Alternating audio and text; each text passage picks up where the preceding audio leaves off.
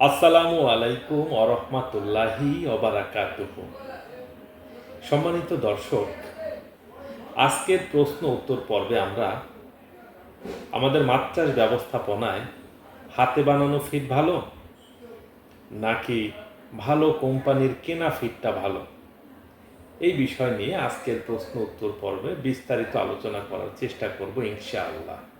এই 2টা বছর যাবৎ আমি যে মাছ চাষের বিষয়ে কন্টেন্ট ক্রিয়েট করি, তো এই 2 বছরে আমি হাতে বানানো খাবার এবং কোম্পানির খাবার মানে কোম্পানির রেডি ফিডের বিষয়ে প্রচুর প্রশ্ন পেয়েছি আপনাদের কাছ থেকে। আজকে সকালেও এই বিষয়ে প্রশ্ন পেয়েছি এবং তাকে যখন প্রশ্নের উত্তর দিয়েছি তিনি এত পরিমাণে খুশি হয়েছেন, তো চিন্তা করলাম যে থাকে এই বিষয়ে একটা ভিডিওই বিস্তারিত আলোচনা করে আমরা করি, এটা হয়তো অনেক চাষি ভাইদের কাজে লাগবে। দর্শক, আপনারা আপনাদের মাছ চাষ ব্যবস্থাপনায় রেডি ফিড খাওয়াবেন নাকি হাতে বানিয়ে খাবার খাওয়াবেন? তো দেখুন, শুরুতে আমি কিছু কথা বলে নিই। আমি বিশ্বাস করি যদি আপনার খুব ভালো পরিষ্কার পরিচ্ছন্ন বা এক কথায় যদি বলি আদর্শ একটি মাছ চাষের পুকুর থাকে এবং সেখানে যদি আপনি ভালো জাতের মাছটা মজুত করতে পারেন, সেখানে যদি আপনি সঠিকভাবে মাসিক পরিচর্যা করতে পারেন, আপনি যদি ভালো খাবার দেন এবং সার্বিক আনুষাঙ্গিক যে সকল কার্যক্রমগুলো সম্পূর্ণ করার দরকার সেগুলো যদি আপনি ঠিকঠাক করেন, তাহলে মাছগুলো যদি কোনো কারণে মারা না যায়, বন্যাতে ভেসে না যায়, অথবা চোর যদি মাছগুলোকে চুরি করে নিয়ে না যায়, তাহলে ইনশাআল্লাহ মাছ চাষে কোনো লস নাই, কোনো লোকসান নাই। এই মাত্র যে কথাগুলো বললাম এইগুলা নিয়ে যদি বিস্তারিত আলোচনা করতে যাই তাহলে ভিডিওটা অনেক লম্বা হয়ে যাবে, অনেক দীর্ঘ হয়ে যাবে। তার থেকে বরঞ্চ চলুন আমরা আমাদের মূল আলোচনায় ফিরে যাই। আমরা কোম্পানির ফিড খাওয়াবো, রেডি ফিড খাওয়াবো নাকি আমরা হাতে বানিয়ে খাবার খাওয়াবো? দেখুন, আমি সবসময় একটা কথা বলি, আমি যে বিষয়গুলো নিয়ে আলোচনা করি এগুলো কারো কাছ থেকে শিখে আমি করি না। কেউ আমাকে বলতে বললেও আমি যে সেটা বলি তাও না, আবার বই পুস্তক পড়ে যে আমি আলোচনা করি তাও না। আমি যে বিষয়গুলো নিয়ে আলোচনা করি এগুলা সম্পূর্ণটাই আমার প্র্যাকটিক্যাল এক্সপিরিয়েন্স।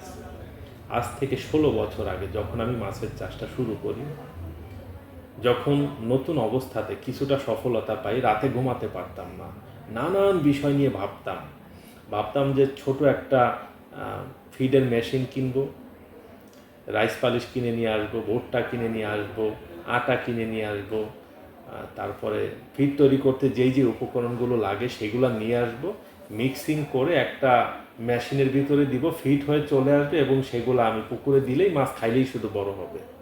তো কিছুদিন এই বিষয়টা নিয়ে প্র্যাকটিক্যালি কাজ করার পরে দেখলাম যে না, আমার এই ধারণাটা ভুল, এইভাবে হবে না। তারপরে চিন্তা করলাম যে বিভিন্ন ধরনের উপকরণ, ধরেন খৈল, ভুট্টা, রাইস পালিশ, আটা, সরিষার খৈল, তারপরে হচ্ছে গিয়ে চিটাগুড়, এইগুলো একসাথে ফার্মেন্টেশন করে যদি প্রতিদিন দেওয়া হয় মাছ দারুণ বড় হবে। একটা পর্যায়ে গিয়ে দেখলাম যে পুকুরের পরিবেশগত ব্যাপক একটা ঝুঁকি চলে আসে। তারপরে চিন্তা করলাম যে আমরা ফিড তৈরি করতে যেই যে উপকরণগুলো লাগে সেগুলো যদি আমরা অনেক অল্প দামে কিনে নিয়ে এসে আমরা যদি নিজেরা হাতে খাবারটা বানিয়ে নিই তাহলে আমাদের খরচ কম পড়বে এবং আমাদের উৎপাদন খরচ অনেক বেশি কমে যাবে। একটা পর্যায়ে গিয়ে দেখলাম না, এটাও হয় না। আপনারা যদি চিন্তা করেন যে এটা হইতে পারে, ভাই আমি অনেক চেষ্টা করেছি, হয় নাই। কেন হয় নাই কারণগুলো আমি বিশ্লেষণ করি, তাহলে আপনারা বুঝতে পারবেন।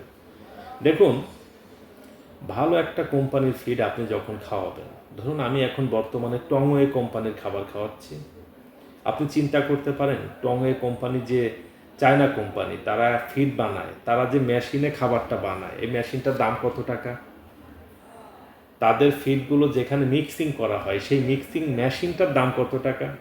তারা যে উপকরণগুলো ব্যবহার করে আপনি কি জানেন যে এটার ভিতরে কতটা পিউরিটি আছে? এটার এক্সপায়ার ডেট সম্পর্কে তারা কতটা ভালোভাবে টেক কেয়ার করে?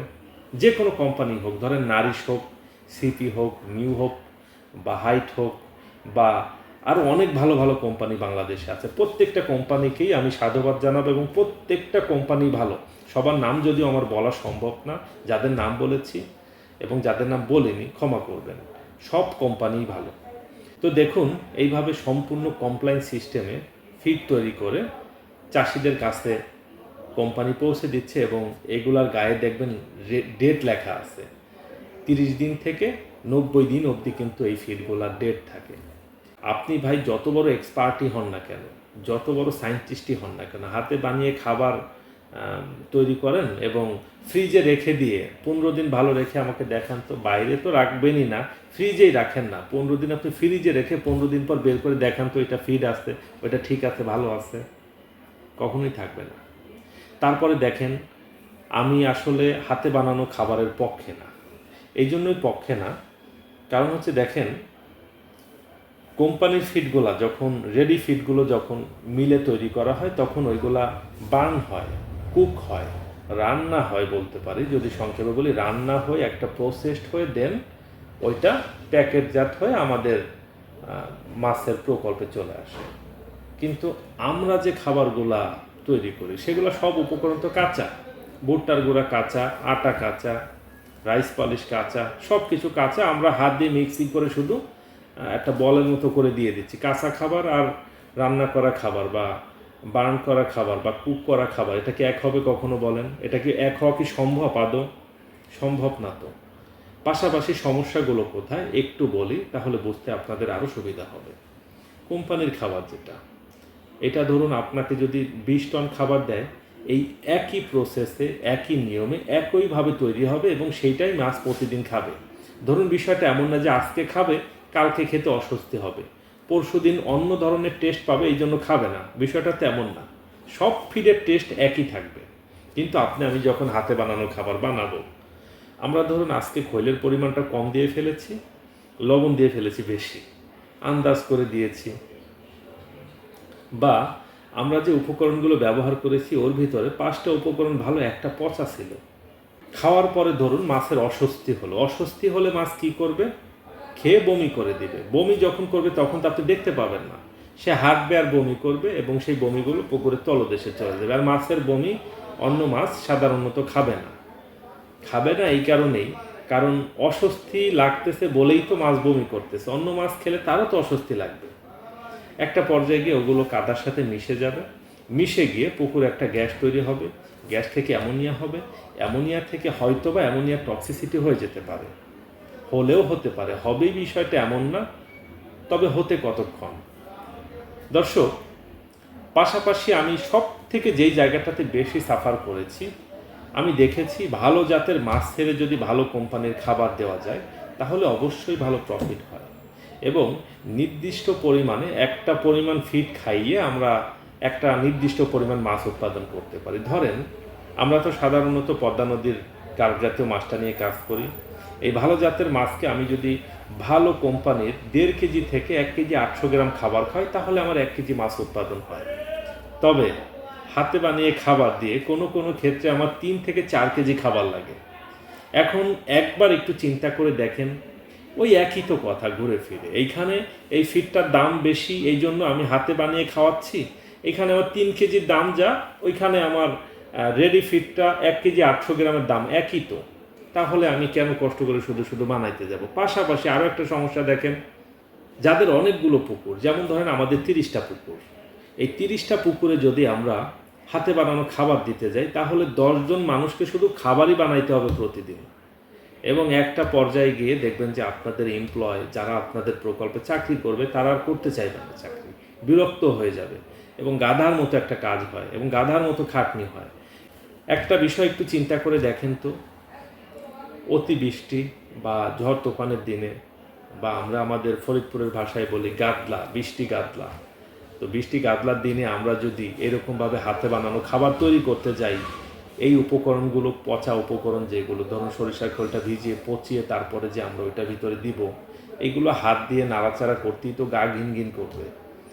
বা ধরুন এইগুলাকে মিক্সিং করে একটা বল বল তৈরি করে ওই বৃষ্টির ভিতরে কেমন একটা আনইজি লাগবে। একটা পর্যায়ে গিয়ে দেখবেন যে আপনাদের যারা এমপ্লয় তারাও একটা সময় দেখবেন যে আপনাদের প্রতি বা আমাদের প্রতি দেখবেন যে বিরক্ত হয়ে যাচ্ছে। হ্যাঁ, তো এই বিষয়গুলো মাথায় রেখে কিন্তু আমাদেরকে কাজ করতে হবে।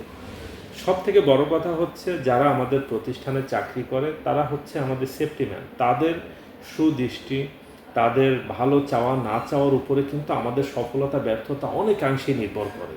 আমাদের এমপ্লয় যারা, তাদের ভালো মন্দ বা তাদের ভালো লাগা মন্দ লাগা এগুলাকে কিন্তু আমাদের খুব গুরুত্ব দিতে হবে, না হলে প্রত্যক্ষ বা পরোক্ষভাবে কিন্তু আমরা ক্ষতিগ্রস্ত হব।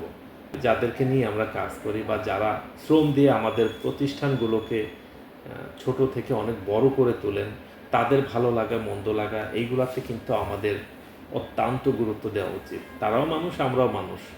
আমরা হয়তো প্রোপাইটর, তারা হয়তো এখানে চাকরি করে, তাই বলে তাকে আপনি গুরুত্ব দিবেন না? অবশ্যই গুরুত্ব দেওয়া উচিত। আপনি হয়তো একটা বড় ফার্মের মালিক, গিয়ে দেখেন তিনিও একটা ফ্যামিলির অভিভাবক। এই সব কিছু চিন্তা ভাবনা করে কাজ করতে হয়। আর কোন কাজটা করলে আপনার এমপ্লয় আপনার উপরে হ্যাপি থাকে এবং কোন কাজটা করলে আপনার এমপ্লয় আপনার উপরে বিরক্ত হয়, এটা একটা পর্যায়ে গিয়ে আপনি বুঝতে পারবেন। তাই এমন কোনো কাজ এমপ্লয়কে দিয়ে করানো যাবে না যেন সে আসলে বিরক্ত হয়ে একটা পর্যায়ে বলে যে স্যার আমি আর চাকরিই করবো না। এইগুলো চিন্তা ভাবনা করে কাজ করবেন। যাই হোক দর্শক, তো দেখেন, অনেকে হয়তো হাতে বানিয়ে খাবার খাওয়াবেন, তারপরে অনেকে হয়তো ডুবন্ত ফিট বাসমান ফিট কিনে খাওয়াবেন। একটা পর্যায়ে গিয়ে হয়তো বা একটা অভিজ্ঞতা পাবেন। আমি যে অভিজ্ঞতাগুলো পেয়েছি সেগুলাই আপনাদের সাথে আলোচনা করেছি। আপনারা যদি এখান থেকে চিন্তা করেন যে শিক্ষার অনেক কিছু আছে, তাহলে শিখতে পারেন। আবার অনেকে বলবেন যে রাজীব ভাই, আমি তো হাতে বানিয়ে খাবার খাইয়েছি, অনেক ভালো রেজাল্ট পেয়েছি বা পাচ্ছি। আলহামদুলিল্লাহ, আপনি পাচ্ছেন, আপনি করেন ভাই, এটা আপনার চালিয়ে যাওয়া উচিত। যেহেতু আপনি ভালো করতেছেন, আমি তো ভালো করতে পারি নাই ভাই, এই জন্য আমি বিষয়টা খোলাসাভাবে আলোচনা করলাম। আর আপনি যদি এমন হয় যে শুধু হাতে বানিয়ে খাইয়েছেন, কখনো ভালো কোম্পানির ফিড খাওয়ান নাই, একবার ভালো কোম্পানির ফিড ভালো জাতের মাছ ছেড়ে খাইয়ে দেখেন না যে কেমন হয়। যাই হোক দর্শক, আমি এক কথায় যদি বলি, অবশ্যই ভালো মাছ চাষ করতে হলে ভালো একটি আদর্শ পুকুর আমাদের প্রথমেই সিলেক্ট করতে হবে। দেন আমাদের খুব ভালোভাবে পুকুর প্রস্তুতি করতে হবে। এটার যে সার্বিক ব্যবস্থাপনা, মাসিক পরিচর্যা সব কিছু ঠিকঠাক করতে হবে। দেন ভালো জাতের, খুব ভালো জাতের বাসটা মজুত করতে হবে এবং ভালো কোম্পানির খাবার খাওয়াইতে হবে।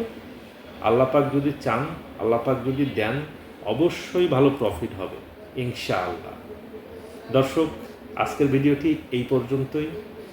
আপনাদের যদি ভিডিওটি ভালো লেগে থাকে তাহলে যারা ফেসবুক থেকে আমাদের ভিডিওটি দেখতেছেন, ভিডিওটি শেয়ার করে অন্য চাষি ভাইদেরকে দেখার সুযোগ করে দিন যারা ভিডিওটি দেখে, এবং ভিডিওটির নিচে গঠনমূলক একটি কমেন্ট করে জানাবেন যে ভিডিওটি আপনাদের কেমন লাগলো।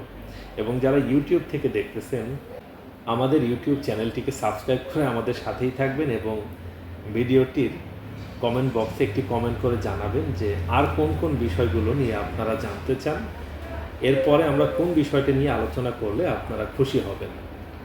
সবার সুস্বাস্থ্য এবং দীর্ঘায়ু কামনা করে ভিডিওটা এখানেই শেষ করব। শেষ করার আগে সবাইকেই অনেক অনেক ধন্যবাদ জানাচ্ছি ধৈর্য সহকারে এতক্ষণ যাবৎ ভিডিওটি সম্পূর্ণ দেখার জন্য। আসসালামু আলাইকুম ওয়া রাহমাতুল্লাহি ওয়া বারাকাতুহু।